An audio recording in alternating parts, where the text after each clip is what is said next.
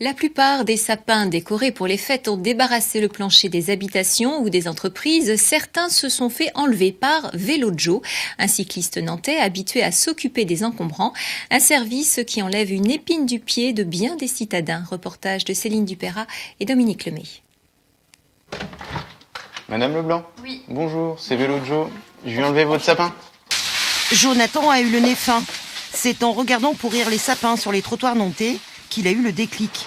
En 2 coups de pédale, il débarrasse professionnels et particuliers des encombrants conifères dont on ne sait plus que faire après les fêtes. Vous auriez fait comment sinon ? Je sais pas du tout. Vu la taille du sapin, il rentrait pas dans ma voiture, donc j'en sais rien.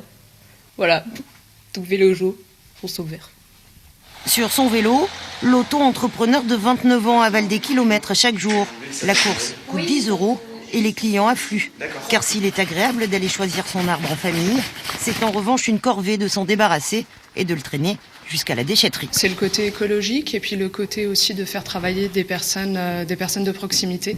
On essaye de dynamiser et de soutenir ce type de démarches personnelles et professionnelles qui sont plutôt très positives. Voilà.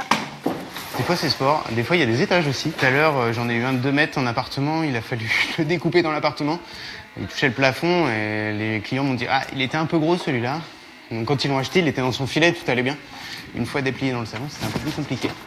Le reste de l'année, le jeune transporteur fait dans les vides-caves et vides-greniers 1500 bornes dans les mollets tous les mois. Le Reuséen trace la route par envie et conviction. Un écolo pur jus. Vous le voyez, le vélo est sans assistance, la remorque elle est ce qu'elle est. On met des sapins dessus, oui c'est du poids, il y a des côtes, mais c'est possible. En fait voilà, moi ça me tient à cœur de le dire, c'est important de le montrer aussi.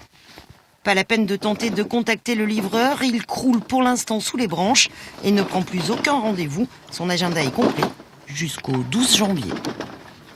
À noter pour l'année prochaine. C'est la fin de cette édition régionale.